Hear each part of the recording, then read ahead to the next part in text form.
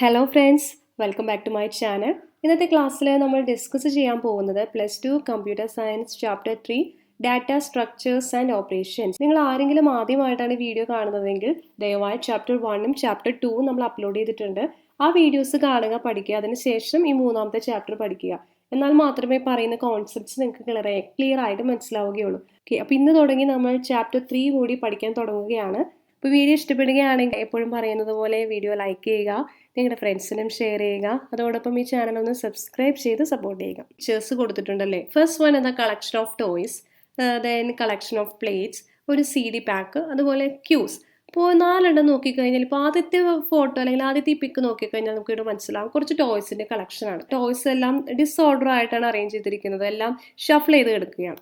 അതേസമയം ഈ പ്ലേറ്റ്സോ, ഈ പ്ലേറ്റിൻ്റെ റാക്കിലാണ് നമ്മൾ പ്ലേസ് ചെയ്തിരിക്കുന്നത്. ഇപ്പോൾ റാക്കിൽ നമ്മൾ പ്ലേസ് ചെയ്യുമ്പോൾ അത് എങ്ങനെയായിരിക്കും, എവിടെയാണോ സ്പേസ് ഉള്ളത് ആ ഭാഗത്തായിരിക്കും നമ്മൾ ആ പ്ലേറ്റ് വെക്കുന്നത്. എടുക്കുന്ന സമയത്തും നമുക്ക് ഇഷ്ടമുള്ള രീതിയിൽ എടുക്കാം. ഫസ്റ്റ് പ്ലേറ്റോ സെക്കൻഡ് പ്ലേറ്റോ നിങ്ങൾക്ക് ഏത് ഓർഡറിലാണോ എടുക്കാൻ ഇഷ്ടം അതുപോലെ തന്നെ നമുക്ക് എടുക്കാം. മാത്രമല്ല എത്ര പ്ലേറ്റ്സ് വേണമെങ്കിലും ഇവിടെ നമുക്ക് അറേഞ്ച് ചെയ്യാൻ പറ്റില്ല. കാരണം ഈ റാക്കിൽ എത്ര മാത്രമാണോ കൊള്ളുന്നത്, ഇപ്പോൾ 5 പ്ലേറ്റ്സിൻ്റെ റാക്കാണ് ഇവിടെ ഉള്ളതെങ്കിൽ 5 പ്ലേറ്റ്സ് മാത്രമേ നമുക്കിവിടെ വെക്കാൻ പറ്റൂ അല്ലേ. അതുപോലെ ഒരു CD പാക്ക്, ഈ CD പാക്കിലും ഇതുപോലെ തന്നെ ഒരു ഹൈറ്റ് ഉണ്ടല്ലേ, ആ ഹൈറ്റിൽ അതിനനുസരിച്ചുള്ള CDs മാത്രമേ നമുക്കിവിടെ പാക്ക് ചെയ്ത് വെക്കാൻ പറ്റൂ. മാത്രമല്ല ഈ ഒരു CD നിങ്ങൾക്ക് എടുക്കണമെങ്കിൽ എപ്പോഴും നിങ്ങൾ ആദ്യം എടുക്കാൻ പറ്റുന്നത് എപ്പോഴേതായിരിക്കും, ഏറ്റവും മുകളിലുള്ള CD ആയിരിക്കും നിങ്ങൾ ആദ്യം എടുക്കുന്നത്. കാരണം നിങ്ങൾക്ക് വേണ്ടത് താഴെയുള്ള CD ആണെങ്കിൽ കൂടി നമുക്കത് എടുക്കാൻ കഴിയില്ല. കാരണം എപ്പോഴും ഫസ്റ്റ് ഇൻ ലാസ്റ്റ് ഔട്ട് എന്നുള്ള ഫോമാറ്റിലാണ് ഇത് കിടക്കുന്നത് അല്ലേ. ഏറ്റവും ആദ്യം ഇൻ ചെയ്തത് ഏറ്റവും അവസാനമായി നമുക്ക് എടുക്കാൻ പറ്റൂ.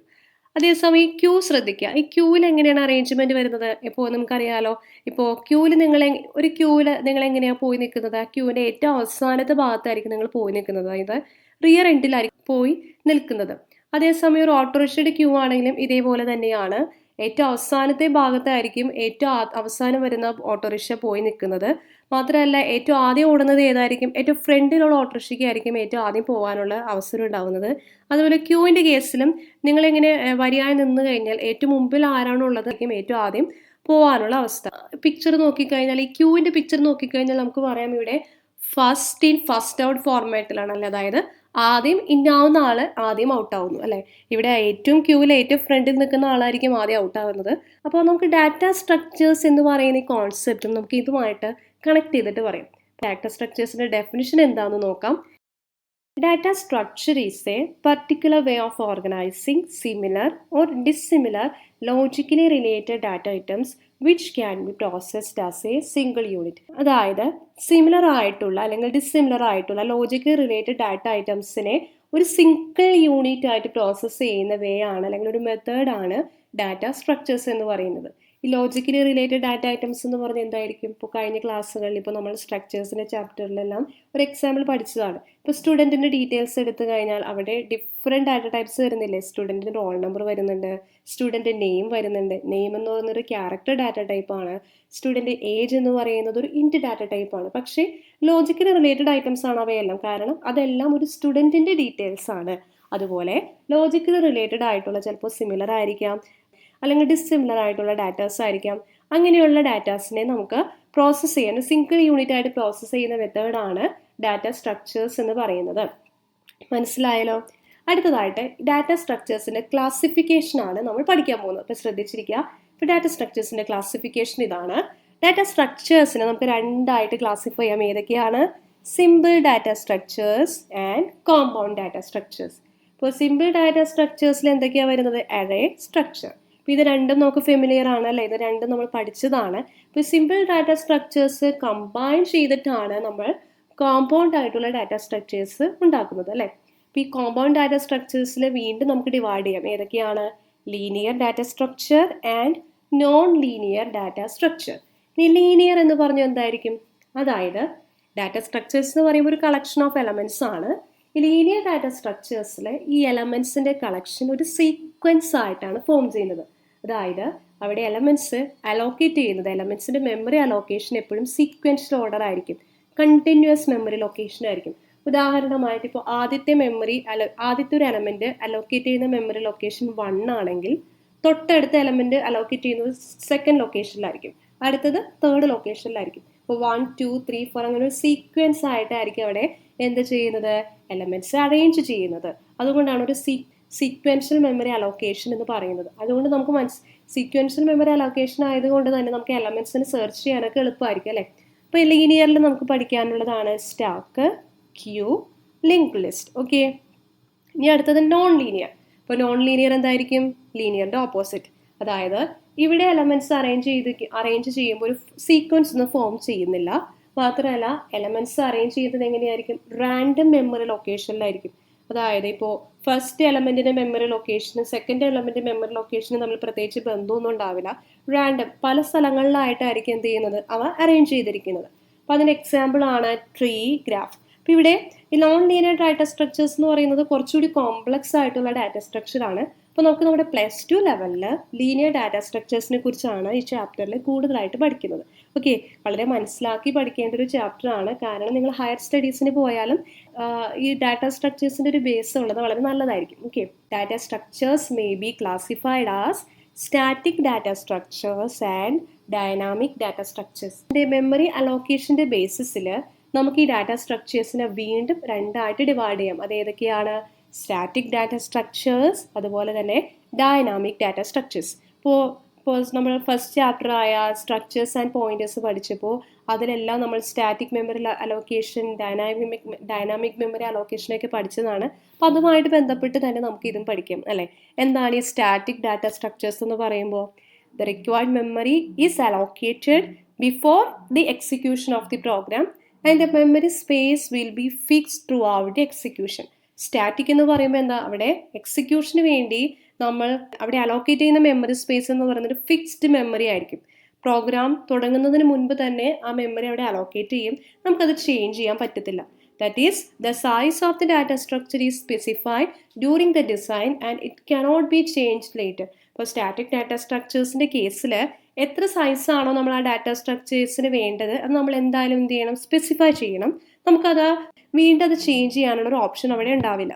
അടുത്തത് dynamic data structures. Dynamic data structures എന്ന് പറയുമ്പോൾ എന്താ, for dynamic data structures memory is allocated during execution. അതായത് പ്രോഗ്രാം എക്സിക്യൂഷൻ നടക്കുന്ന സമയത്താണ് അവിടെ മെമ്മറി അലോക്കേറ്റ് ചെയ്യുന്നത്.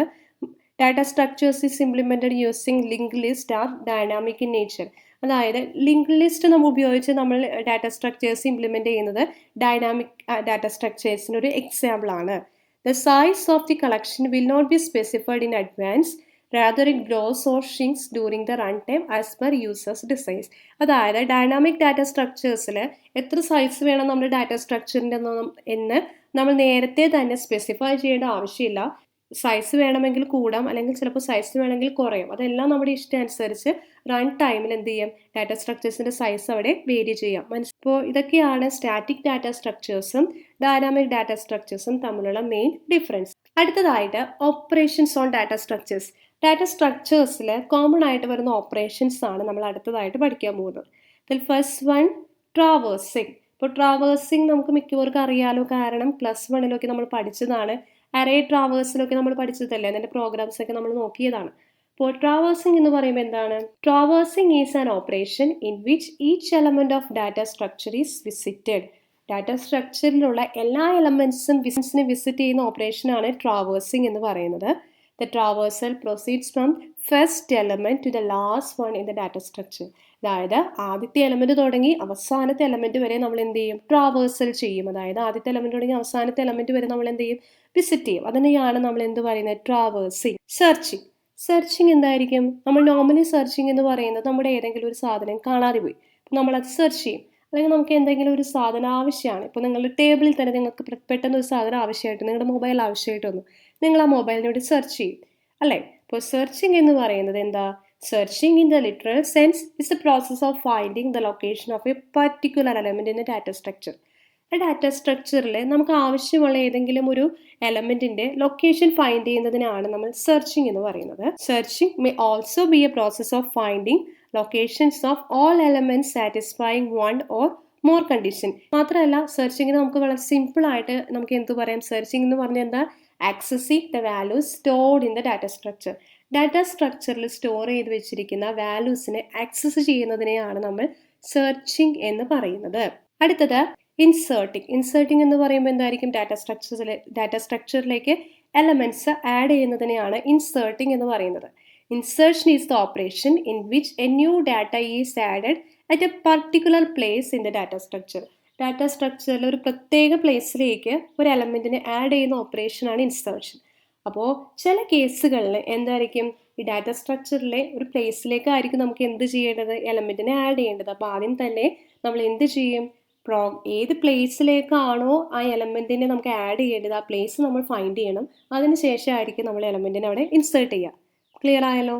Next one deleting. ഡിലീറ്റിംഗ് എന്ന് പറയുമ്പോൾ simply deletion is the operation in which a particular element is remove from the data structure. Data സ്ട്രക്ചറിൽ നിന്ന് ഒരു എലമെൻറ്റിനെ ഡിലീറ്റ് ചെയ്യുന്ന ഓപ്പറേഷനാണ് ഡിലീഷൻ എന്ന് പറയുന്നത്. The deletion is performed either by mentioning the element itself or by specifying its position. Deletion നമുക്ക് രണ്ട് രീതിയിൽ ചെയ്യാം. ഫസ്റ്റ് മെത്തേഡ് എന്ന് പറയുന്നത് ഏത് എലമെൻ്റ് ആണോ നിങ്ങൾക്ക് ഡിലീറ്റ് ചെയ്യേണ്ടത് അത് നിങ്ങൾക്ക് മെൻഷൻ ചെയ്ത് ഡിലീറ്റ് ചെയ്യാം. അല്ല എങ്കിൽ ഒരു 5th പൊസിഷനിലുള്ള ഒരു എലമെൻറ്റിനെ ഡിലീറ്റ് ചെയ്യണം. അങ്ങനെ പൊസിഷൻ സ്പെസിഫൈ ചെയ്ത് നമുക്ക് ഡിലീഷൻ ഓപ്പറേഷൻ നടത്താം. സോർട്ടിങ് അറേ ചെയ്ത സമയത്തെല്ലാം നമ്മൾ സോർട്ടിങ് പഠിച്ചിട്ടുണ്ടല്ലേ, അതായത് ബബിൾസ് അങ്ങനെയുള്ള സോർട്ടിങ് എല്ലാം സോർട്ടിങ് മെത്തേഡ്സ് എല്ലാം നിങ്ങൾ പഠിച്ചതാണ്. സോർട്ടിങ് എന്തിനായിരിക്കും ഉപയോഗിക്കുന്നത്? It is the technique of arranging the elements in A specified order, that is either in ascending or descending order. ഈ എലമെൻറ്റ്സിനെ ഏതെങ്കിലും ഒരു സ്പെസിഫൈഡ് ഓർഡറിൽ അറേഞ്ച് ചെയ്യുന്ന മെത്തേഡിനെയാണ് നമ്മൾ സോർട്ടിങ് എന്ന് പറയുന്നത്. അതായത് ഇപ്പോൾ അസെൻഡിങ് ഓർഡറിലോ അല്ലെങ്കിൽ ഡിസെൻഡിങ് ഓർഡറിലോ നമ്മൾ അറേഞ്ച് ചെയ്യുന്നതിനെയാണ് നമ്മൾ സോർട്ടിങ് എന്ന് പറയുന്നത്. അപ്പോൾ ഈ സോർട്ടിങ് കൊണ്ടുള്ളൊരു ഗുണം എന്തായിരിക്കും? ഉദാഹരണമായിട്ട് നിങ്ങൾ എലമെൻറ്റ്സ് അസെൻഡിങ് ഓർഡറിലാണ് നിങ്ങൾ അറേഞ്ച് ചെയ്തിരിക്കുന്നതെങ്കിൽ നിങ്ങൾക്ക് ആവശ്യമുള്ള ഒരു എലമെൻറ്റ് നിങ്ങൾക്ക് വളരെ പെട്ടെന്ന് എന്ത് ചെയ്യാൻ പറ്റും, സെർച്ച് ചെയ്ത് കണ്ടുപിടിക്കാൻ പറ്റും. അപ്പോൾ അതൊക്കെയാണ് സോർട്ടിങ് ഉപയോഗിക്കുന്നത് കൊണ്ടുള്ള ഗുണങ്ങൾ. The sorting of element in a data structure make searching faster. നേരത്തെ പറഞ്ഞ പോയിന്റ് തന്നെയാണ്. സോർട്ടിങ് എന്ന് പറയുന്നത് എന്താ, ഡാറ്റ സ്ട്രക്ചേഴ്സിന് എലമെൻറ്റ്സിൻ്റെ സെർച്ചിങ് ഫാസ്റ്റർ ആക്കാനായിട്ടാണ് നമ്മൾ സോർട്ടിങ് ഉപയോഗിക്കുന്നത്. Merging. Merging usually refers to the process of combining elements of two sorted data structures to form a new one. രണ്ട് sorted data structuresൻ്റെ എലമെൻറ്റ്സ് കമ്പൈൻ ചെയ്ത് പുതിയൊരു ഡാറ്റ സ്ട്രക്ചർ ക്രിയേറ്റ് ചെയ്യുന്നതിനെയാണ് നമ്മൾ merging എന്ന് പറയുന്നത്. അപ്പോൾ എപ്പോഴും മെർജിങ് നമ്മൾ ചെയ്യുന്നത് ഇങ്ങനെയായിരിക്കും. നമ്മൾ എന്താ ചെയ്യേണ്ടത്, ആദ്യം തന്നെ എംപ്റ്റി ആയിട്ടുള്ളൊരു ഡാറ്റ സ്ട്രക്ചർ നമ്മൾ ക്രിയേറ്റ് ചെയ്യും. ആ ഡാറ്റ സ്ട്രക്ചറിലേക്ക് നമുക്ക് ഏതൊക്കെ ഡാറ്റ സ്ട്രക്ചേഴ്സാണ് മെർജ് ചെയ്യേണ്ടത് അത് കമ്പൈൻ ചെയ്ത് അവിടെ എംപ്റ്റി ഡാറ്റ സ്ട്രക്ചറിലേക്ക് പുട്ട് ചെയ്യും. The simplest form of merging is the joining of the elements of both data structures into a third empty data structure. Chapter 3യുടെ ഒരു ഇൻട്രൊഡക്ഷൻ ആണ് ഇന്നത്തെ ക്ലാസ്സിൽ നമ്മൾ കവർ ചെയ്തത്. വീഡിയോ ഇഷ്ടപ്പെടുകയാണെങ്കിൽ ലൈക്ക് ചെയ്യുക, ഷെയർ ചെയ്യുക, അതോടൊപ്പം നമ്മുടെ ചാനൽ ഒന്ന് സബ്സ്ക്രൈബ് ചെയ്യുക. താങ്ക്